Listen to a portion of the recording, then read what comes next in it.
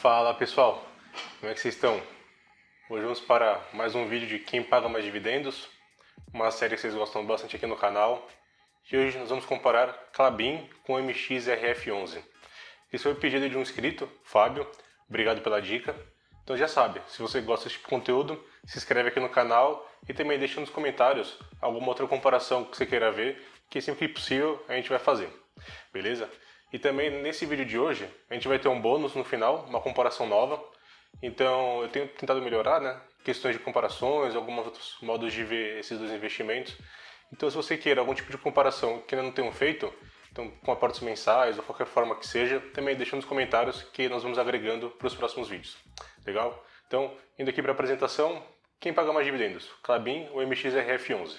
Então, como sempre, né, a gente passa um pouco do racional de um FII versus ação, onde o FII distribui 95% dos lucros por obrigação, versus uma ação que você precisa distribuir no máximo 25%. A ação ela pode se alavancar, então ela pode contrair dívidas para tentar ter um ganho maior no longo prazo, versus um FII que ele tende a crescer muito em linha da inflação por não conseguir contrair dívidas e ter um crescimento exponencial. Então, igual a gente fala, isso aqui é racional por trás de um versus o outro. Também tem a ação, tem um pouco mais de risco que o FII. Risco, quando a gente fala, é volatilidade, então é a oscilação do papel.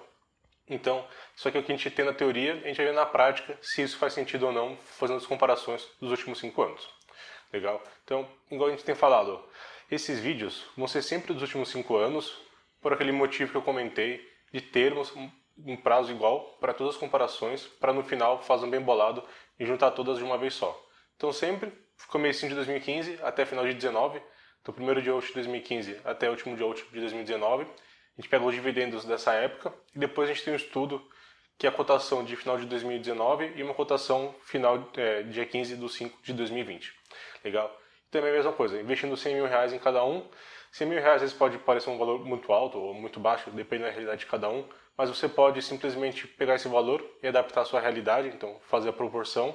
E também a gente acabou usando R$100.000 porque tem alguns FIIs, muitos deles, hoje estão na casa de R$100, R$150 a cotação deles, mas lá atrás, em 2015, eles eram na faixa de R$1.000. Então eles tiveram um split no meio do caminho.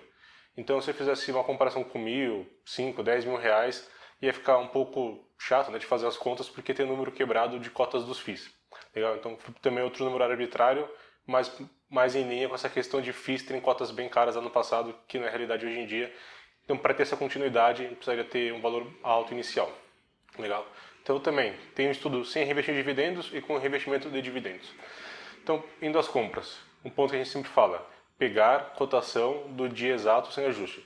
Como sempre, vai estar passando ali no iCard um vídeo explicando esse assunto e o porquê você deve fazer isso, tá? Então não vamos entrar no detalhe, mas sim, você precisa pegar o vídeo, ou desculpa, a cota sem ajuste lá do seu hobby broker, legal? Então a MXRF valia R$79 na época e Klabin valia R$14,29. Isso fez com que nós comprássemos 1.265 cotas do MXRF e quase 7.000 cotas de Klabin. Legal? Sempre lembrando, a gente desconsidera os custos de corretagem, que hoje é uma realidade. Claro que em 2015 não era, mas você pode tomar como padrão a partir de hoje. Você pode até ver que a cota do MXRF está muito mais cara do que ela está hoje. Ele foi um dos fundos que sofreu esse split ao longo do tempo. Então, até aqui nos dividendos unitários, a gente consegue ver que lá no começo do MXRF11, ele era próximo a R$100 a cota, então ele chegava a ser próximo a R$1 de dividendos mensal, versus o agora, né, que ele vale próximo de R$10, ele fica com dividendos unitários, né, bem menor, mas em relação ao percentual, que seria o dividend yield, meio que se manteve. Um ponto legal, né, de mostrar é que o MXRF, de novo, por não ser um FII de tijolo, né, que tem imóveis por trás, é mais um FII de papel, ele não tem aquela constância igual a gente viu no TB Office, que é meio que 12 meses padrão, depois aumentava conforme a inflação. Ele é um FII que tem mais extraordinários, como um FOF, isso porque depois de 6 meses ele é obrigado a distribuir os 95%, e caso ele ao longo dos 5 meses tenha distribuído um pouco a mais, ele vai ter um extraordinário ali no final do semestre. Legal? E um ponto legal também de comparar, a Klabin, que é aqui o gráfico da direita, ela é uma das poucas ações que tem uma constância em distribuição de dividendos. A gente viu aqui Itaú, Itaúsa, Taesa e até a própria Engie, e ela distribuiu no máximo 2, 3 vezes por ano.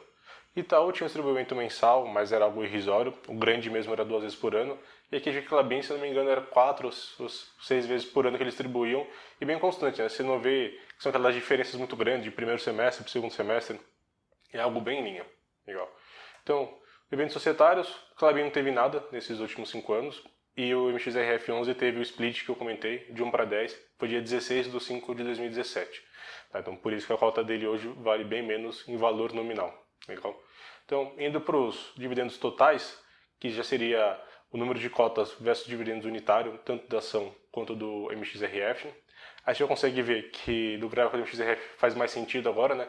Não tem aquelas barras maiores na esquerda do que na direita.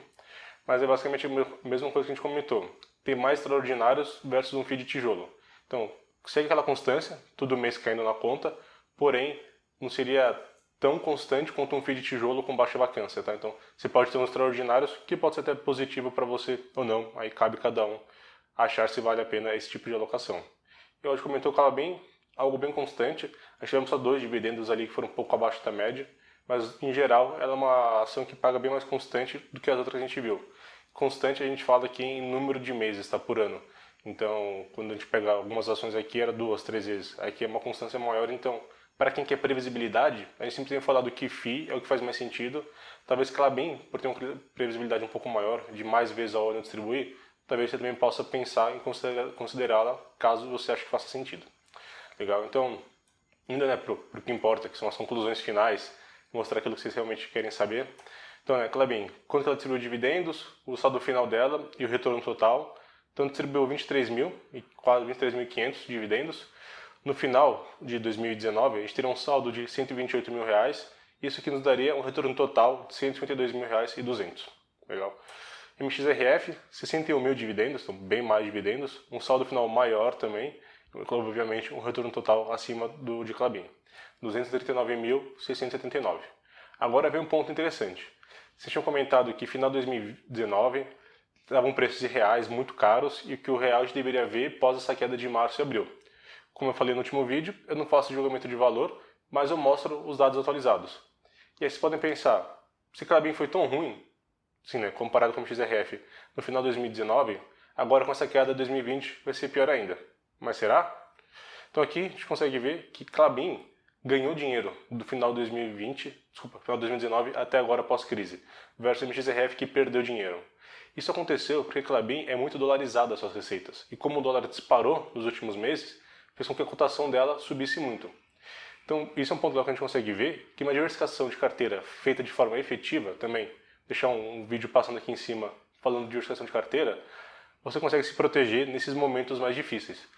E você não teria uma perda tão grande caso você tivesse Klabin na carteira, isso porque ela ganhou com essa alta do dólar. E indo para o estudo final, que vocês gostam bastante, reinvestimento de dividendos. Então, como tem sido a performance dos dois papéis, mas com reinvestimento de dividendos.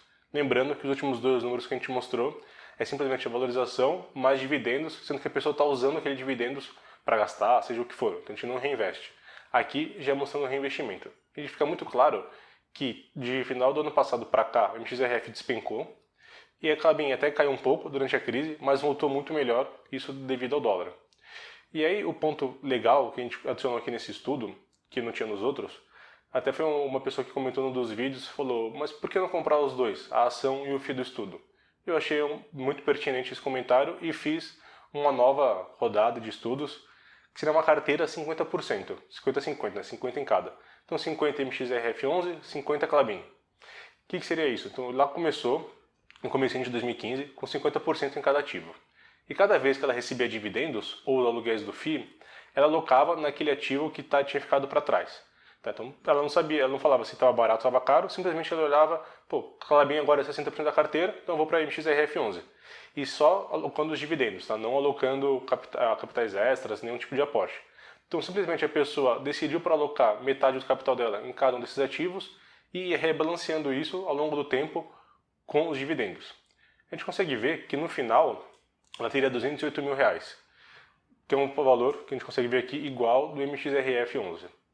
Aí você pode falar, pô Vinícius, que diferença faz, né, alocar 50% em cada, sendo que eu cheguei no mesmo resultado do BCFF?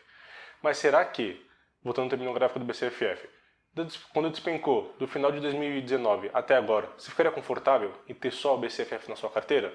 Ou talvez você veria seu patrimônio cair 30% e se assustasse e poderia até realizar no momento não oportuno. Quando a gente tem essa diversificação das duas carteiras, a gente consegue ver que a volatilidade dessa grande queda diminuiu muito devido ao Klabin ser dolarizada e a pessoa não teria que ficar se preocupando se está caro, se está barato a hora de entrar. Ela poderia fazer ali um reajuste periódico, conforme os dividendos caiu na conta, de alocar naquele que ficou mais para trás e ter um resultado tão bom quanto se ela tivesse acertado. Então imagina, você ter só um ativo na carteira e ter a pressão de acertar aquele que vai subir mais. A gente consegue ver que uma diversificação bem feita faz resultado. Legal? Então, por último, o quadro final, né, que a gente sempre mostra. Nesse caso, o MXRF11 ganhou de todos. Um ponto legal de a gente comentar, nos outros vídeos de Taesa que nós tivemos aqui, as ações ganhavam sem reinvestir dividendos e o FII ganhava quando a gente reinvestia. Aqui no caso, o FII ganhou nos 3 cenários. Legal? Então, se vocês gostaram desse último gráfico que eu coloquei, deixem nos comentários, que eu vou tentando adicionar outras comparações nesses estudos, e assim a gente consegue casar uma apresentação que faça mais sentido para vocês. Legal? Então, obrigado pela atenção de vocês e até a próxima.